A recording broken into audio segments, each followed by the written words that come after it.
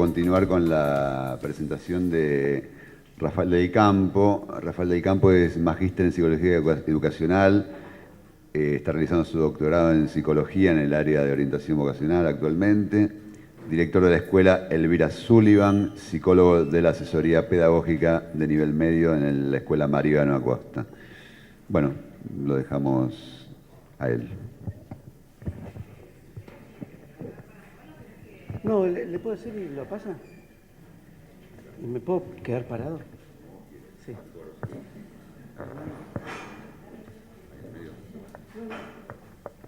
El cable. Sí, me sale adentro. Buenos días a todos. Agradezco mucho la invitación de Gabriela y de Leandro. Estoy muy contento también de estar en la facultad y bajo la inspiración de un cuervito. Uno también es de San Lorenzo y eso siempre viene bien. Les voy a contar un poco lo que fui trabajando cuando era psicólogo del Mariano Acosta y después que fui director del Colegio Sullivan. Una de las lo que me toca trabajar sería la transición entre el nivel medio y lo que viene después. Mundo profesional, mundo de estudio, o en la población. A mí lo que más me preocupó y lo que me interesó trabajar es los que quedan como medio ahí dando vueltas, varados en ese último año.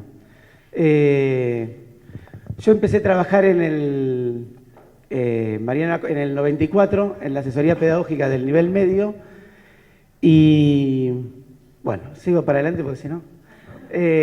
Y cuando empecé a trabajar se dieron algunos determinados cambios en el sistema educativo desde aquel momento y que la escuela fue acompañando, viviendo de determinada manera. La escuela secundaria empezó a incluir más gente, empezó a llegar una población diferente al colegio que antes no accedía.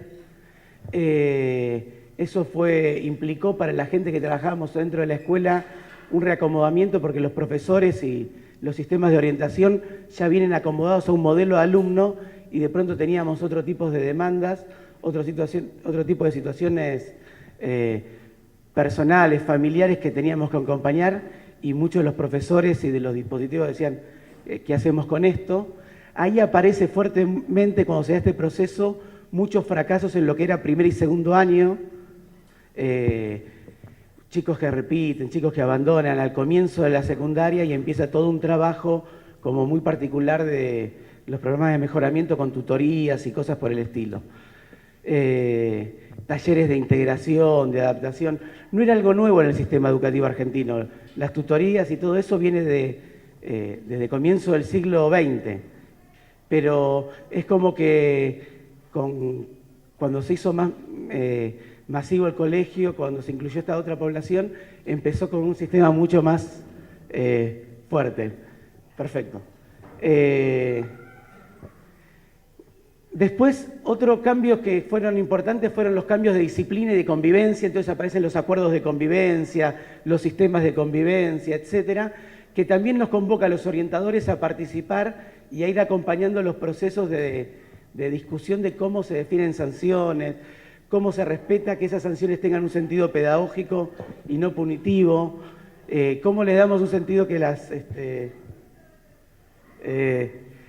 cómo le damos un sentido a que esas intervenciones de convivencias estén en sintonía con lo que es acompañar un proceso de formación y no simplemente acumular sanciones para despedir, ¿no?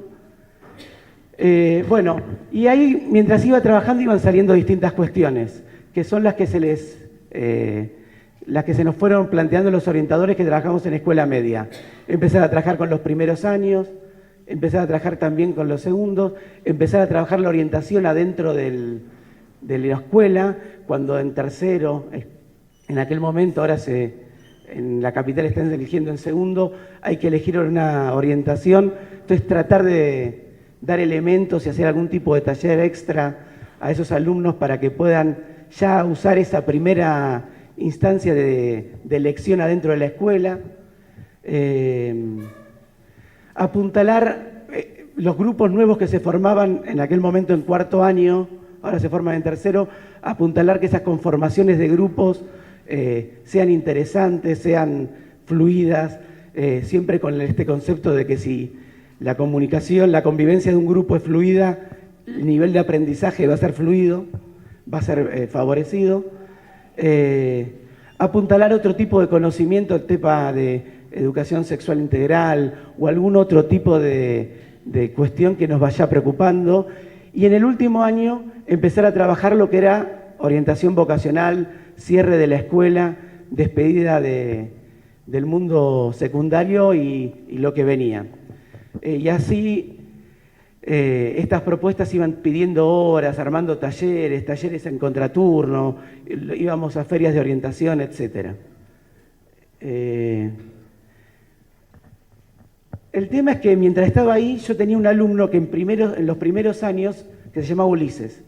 Ulises era un pibe que en los primeros 3 años fue clave en lo que era para mi laburo el armado del grupo. Es una anécdota esta, era un grupo conflictivo, un curso conflictivo, y había este pibe que era muy lúcido en sus intervenciones. Y cada vez que discutíamos cómo estaba el grupo, cómo no estaba, con el ánimo de mejorar la convivencia, este pibe siempre lo enriquecía. Y nos permitía, en las discusiones que teníamos, ir mejorando cada vez más. Ulises llega a cuarto año, ya cuando conoce todas las internas de la escuela, cuando sabe cómo son los profes, cuando saben, yo siempre digo, bueno, cuando uno está en cuarto o cuando al final ya sabe cuándo tirar una tiza, cuándo no tirarla, a quién hay que estudiarle, con quién se pueden copiar, con quién no, a quién se le puede hacer el laburo en el recreo, a quién se lo puede chamullar, quién tiene que ganar clase y quién no. Con lo cual todos esos conocimientos para sobrevivir están dados.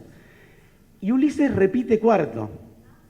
Entonces, ¿qué le pasa a Ulises que repite cuarto? Porque no me entraba en la cabeza, no veía un tema complejo de consumos o cosas por el estilo, tal vez no lo pesqué, pero no, algo le pasó ahí que empezó a ir para otro lado. Y a mí me llama mucho la atención porque capaz que este tema, y efectivamente era así, capaz que este tema se daba más repetido, pero yo a Ulises lo quería más, entonces cuando Ulises repitió lo detecté yo, ¿no?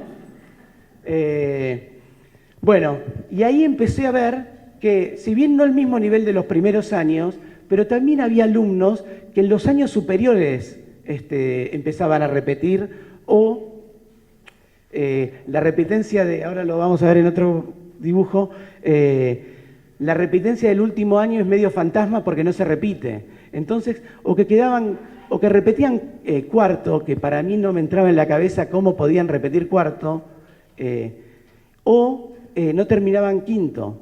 Y el problema era, bueno, empezamos a trabajar con ellos desde el comienzo de esto. Cuando me fui del colegio del Mariano Acosta y empecé a trabajar en la escuela en la que estoy ahora como director, bueno, era todo un trabajo con los últimos años, desde comienzo de año, miren que este año parece que joda, pero hay un montón de estudio, llevarles a los chicos de que están egresando al año anterior, sobre noviembre, para decirles, díganle que en quinto se estudia, díganle que no es pura joda, ¿no? Entonces tener reuniones entre alumnos para que les transmitan esto, pero aún así, advirtiéndolos, reuniéndonos con los padres para que también sigan acompañando a los chicos que necesitan otro tipo de acompañamiento, aún así veía que había chicos que terminaban el último año y no terminaban, y se quedaban con un montón de materias.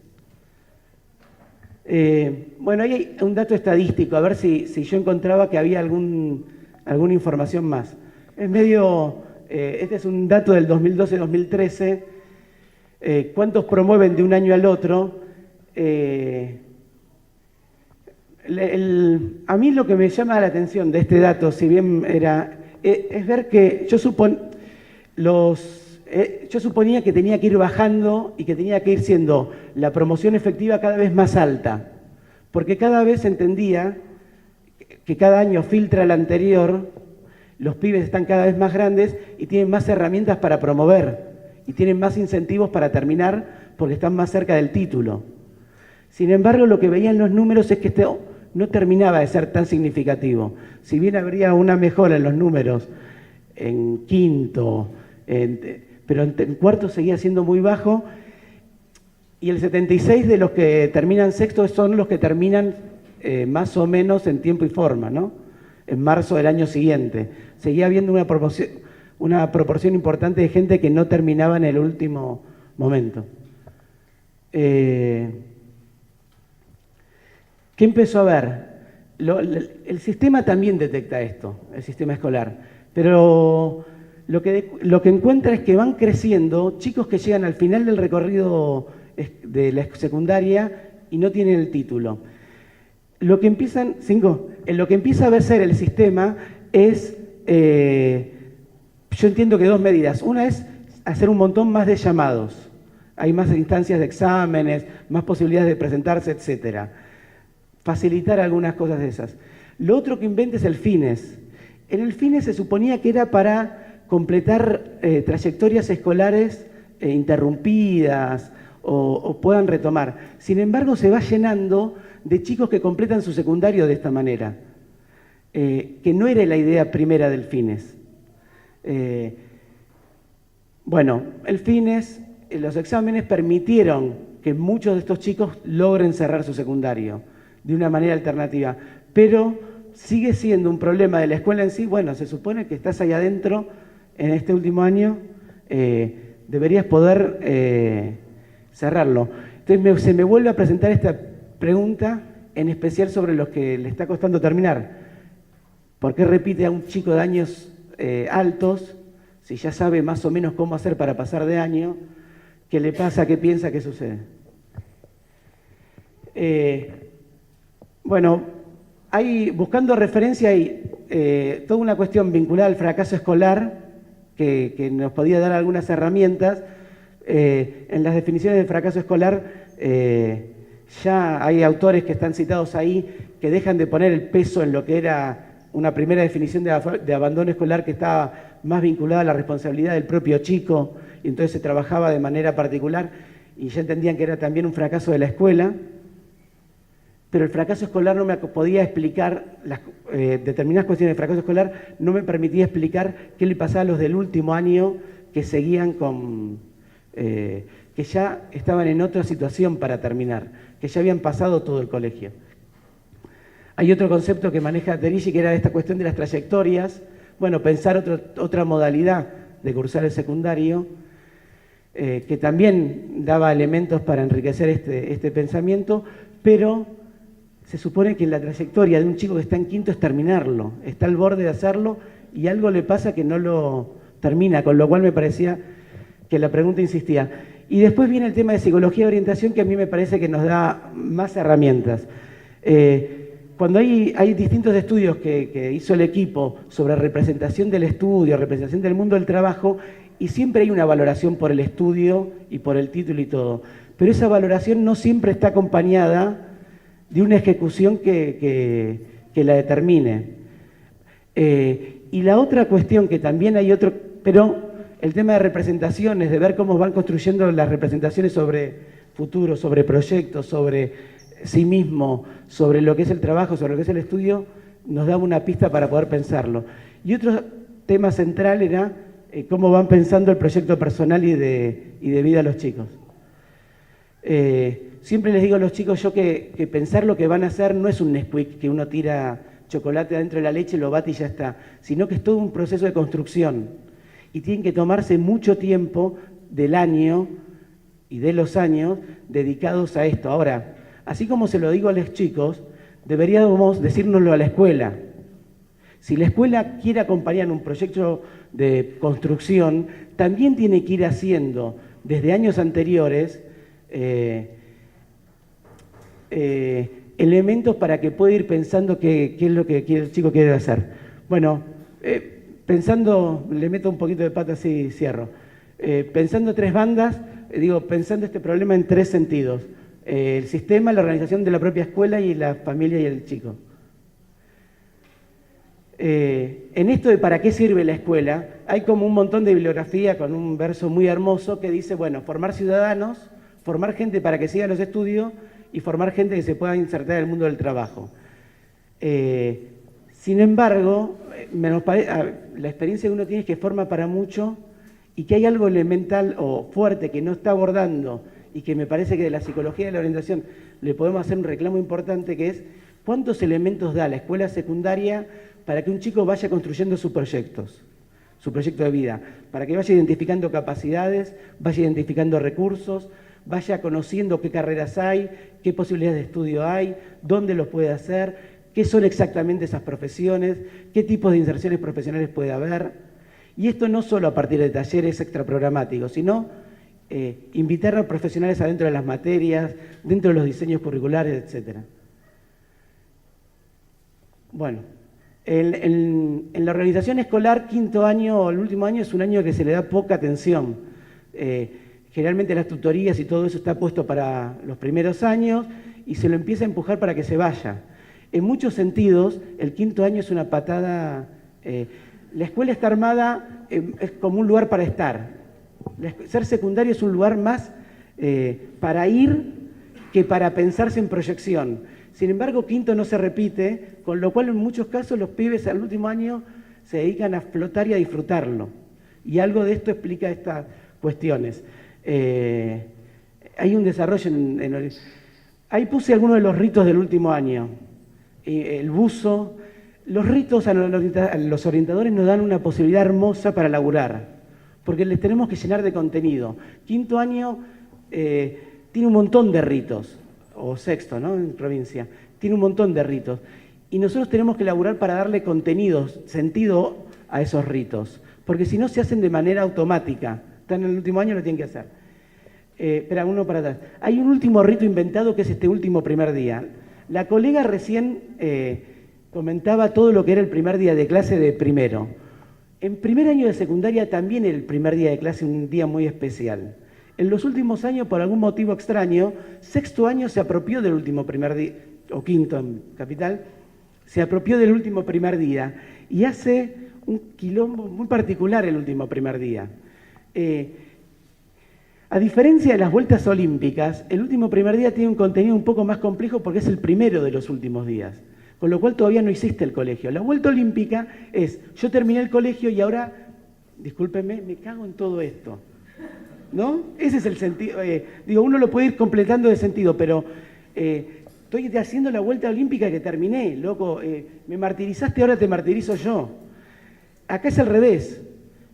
Estoy festejando que voy a empezar el último primer día, lo cual lo pone a los chicos ya en un tono de este año es pura joda. Y no tengo nada que hacer más que festejar que voy a terminar. Bueno, uno tiene que laburar con los chicos y con la familia como para mantener el rito, insisto, son oportunidades para laburar, pero que lo vayan dando algo otro sentido. Convocarlos a que hablen ese discurso. Ya. Bueno, lo mismo con los viajes y todo.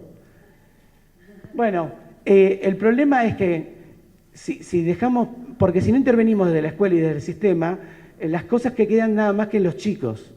Y si queda nada más que en los chicos, vamos a repetir la misma desigualdad social que ya viene preestablecida. Yo soy un tipo más acomodado, mis hijos son más acomodados, tienen una red social y familiar que le va a permitir acompañar esta transición, le voy a dar más recursos simbólicos y recursos monetarios y recursos de contactos, entonces va a poder terminar con más éxito, y alguien que tiene menos recursos y no está formado en ese sentido va a quedar de vuelta sumergido en esa posibilidad.